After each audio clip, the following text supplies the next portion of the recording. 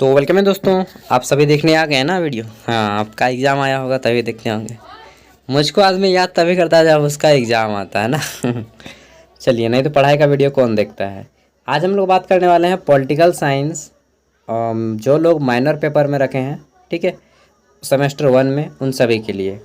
तो minor paper को short में हम लोग MN पेपर के नाम से जानते हैं, ठीक है। MN that means minor paper. Political science ये राजनीतिक विज्ञान 23 से 27 सेशन में पूछा गया पेपर है, एक सरकारी यूनिवर्सिटी के द्वारा, गवर्नमेंट यूनिवर्सिटी के द्वारा, ठीक है। इसमें फुल मार्क्स 75 था, टाइमिंग था 3 आवर, ठीक है। और पॉलिटिकल साइंस में जो सब्जेक्ट है उसको पढ़ना है इंट्रोडक्टरी पॉलिटिकल साइंस या इंट्रोडक्शन टू पॉलिटिकल साइंस, ठीक है। यानी कि राजनीतिक विज्ञान का परिचय इसमें आपको जानना है सेमेस्टर 1 में। तो जिनका भी एग्जाम है माइनर पेपर का, सभी के लिए पेपर इंपॉर्टेंट हो जाता है। और ऐसे ही आपके भी एग्जाम में क्वेश्चन आएंगे, ये पूछा गया क्वेश्चन पेपर है, ठीक है। तो सभी को सॉल्व कर लीजिएगा घर में। चलिए देखते हैं।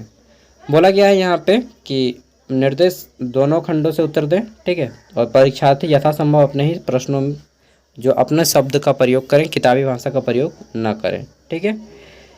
पेपर 2 भागों में बटा है, ग्रुप ए और ग्रुप बी।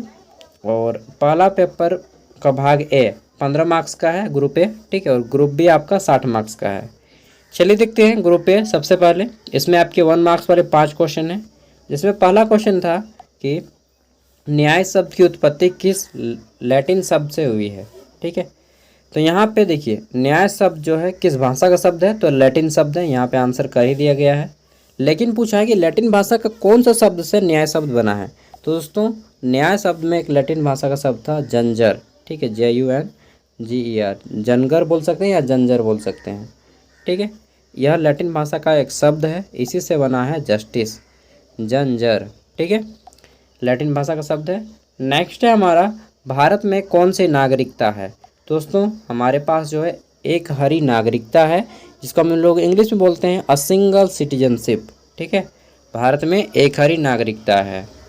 अगला क्वेश्चन है, भारत के मुख्य न्यायाधीश की नियुक्ति कौन करता है। तो इसका राइट आंसर हो जाएगा, भारत में जो मुख्य न्यायाधीश होते हैं, जो दिल्ली सुप्रीम कोर्ट में बैठते हैं, इसकी नियुक्ति राष्ट्रपति के द्वारा की जाती है, प्रेसिडेंट ऑफ इंडिया के द्वारा, ठीक है। अगला क्वेश्चन है, फेडरलिज्म शब्द किस भाषा से लिया गया है। दोस्तों, फेडरलिज्म जो शब्द है, ठीक है, और फेडरलिज्म मतलब कि लोकतंत्र एक तरह से, ठीक, लोकतांत्रिक। और यह शब्द लिया गया है लैटिन भाषा से।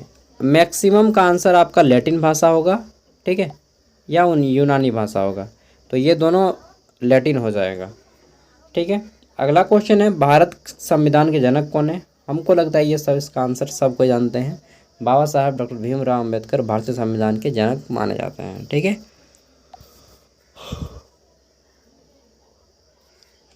सॉरी, जमा ही आ गया था, इसलिए वीडियो मतलब आगे देखते हैं। तो 5 मार्क्स वाले 2 क्वेश्चन है ग्रुप ए के बाद। क्वेश्चन नंबर 1 कंप्लीट हो गया। क्वेश्चन नंबर 2 ये आपका 5 मार्क्स का है।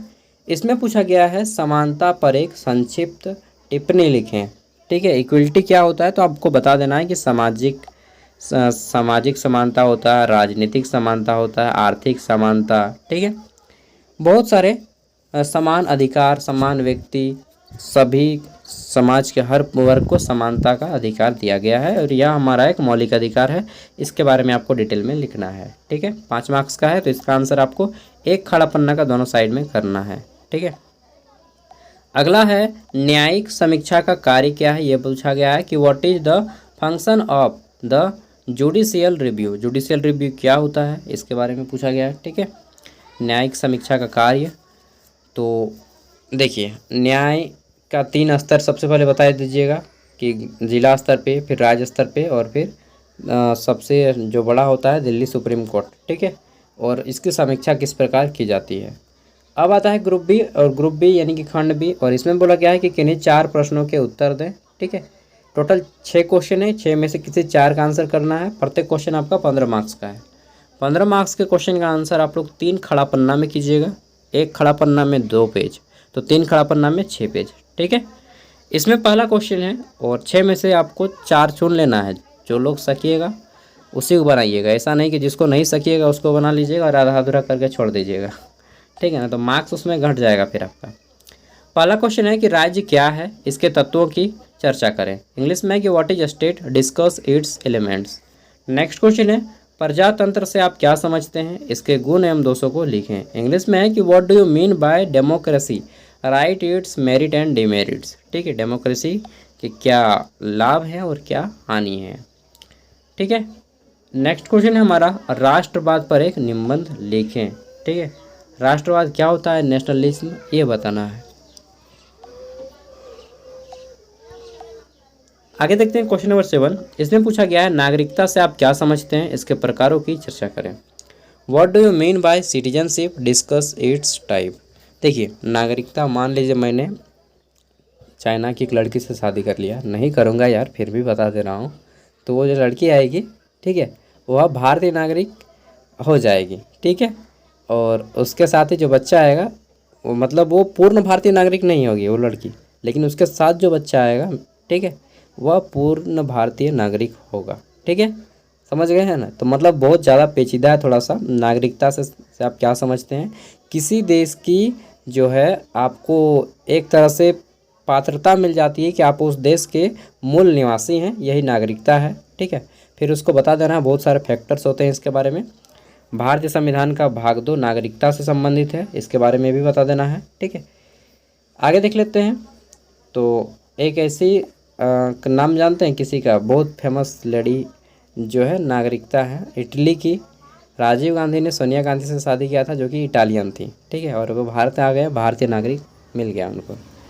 संघवाद क्या है, इसके गुण एवं दोषों की चर्चा करें। ठीक है, what is federalism, discuss it's merit and demerits. ठीक है, संघवाद, संघ क्षेत्र और राज्य क्षेत्र। राज्य मतलब हमारा स्टेट गवर्नमेंट और संघ मतलब सेंट्रल गवर्नमेंट। समझ गए ना बात को। तो संघवाद क्या है, क्योंकि मैक्सिमम चीज़ें हमारी सेंट्रल गवर्नमेंट से जुड़ी हुई होती हैं, तो इसके गुण और दोनों को बताना है कि संघवाद क्या होता है। ठीक है, इसके कौन कौन से फायदे हैं, कौन कौन से हानियाँ हैं। अगला है संविधानवाद की अवधारणा एवं विशेषताओं की व्याख्या करें। Explain the concept of characteristics, explain the characteristics and concept, या concept and characteristics of constitutionalism. देखिए, संविधानवाद दोस्तों की एक पूरी तरह से संविधान को फॉलो करके कोई देश चलता है, जैसे हमारा भारत भी संविधानवाद बोल सकते हैं। ठीक है, उसका एक अपना संविधान होता है, लिखित हो या मौखिक हो अलग की बात है। तो हमारा संविधान देश पूरे विश्व का सबसे बड़ा लिखित संविधान है। ठीक है, मैं कहूँगा ऐसे क्वेश्चन आएगा तो नागरिकता वाला ईजी है, राष्ट्रवाद ईजी है, प्रजातंत्र ईजी है। ठीक है, और क्या मार दीजिएगा, संघवाद भी ईजी है, संविधान थोड़ा सा हार्ड है। ठीक है, राज्य भी ईजी है। देखिए, आपके एग्जाम में इसी टाइप से क्वेश्चन आएंगे जिनका भी माइनर पेपर पॉलिटिकल साइंस है। ठीक है, तो इसको सॉल्व करके जाइएगा। क्वेश्चन का आंसर आपको गूगल से खोज लीजिएगा, या फिर आप लोगों ने गेस्ट पेपर तो खरीदा ही होगा, गेस्ट पेपर से मिल जाएगा। ठीक है, नहीं तो गूगल से खोज लीजिएगा, किताब है तो किताब से पढ़ लीजिएगा, जहाँ से पढ़ना है पढ़ लीजिए, लेकिन क्वेश्चन को सॉल्व कर लीजिएगा घर में, क्योंकि ऐसे ही क्वेश्चन आपके एग्जाम में आते हैं। और मैंने बहुत सारे इंपॉर्टेंट क्वेश्चन भी करवा दिए, उन सभी को सॉल्व कर लीजिएगा। Gyan Sagar minor paper political science important question search मारिएगा, यूट्यूब में आ जाएगा। ठीक है, ग्रेजुएशन से रिलेटेड मैंने 2000 से ज़्यादा वीडियो बना चुका हूँ। ठीक है, इस चैनल के अंदर, तो आप लोग देख के फ़ायदा उठाइए पूरा। बाय। और जिनको पीडीएफ चाहिए, पीडीएफ वीडियो का डिस्क्रिप्शन में मिल जाएगा, वो लोग डाउनलोड कर सकते हैं पीडीएफ फ्री में। ठीक है, थैंक यू। चैनल पे पहली बार आए तो सब्सक्राइब कर लें, क्योंकि ये फ़ायदा आप ही का होगा, मेरा भी होगा।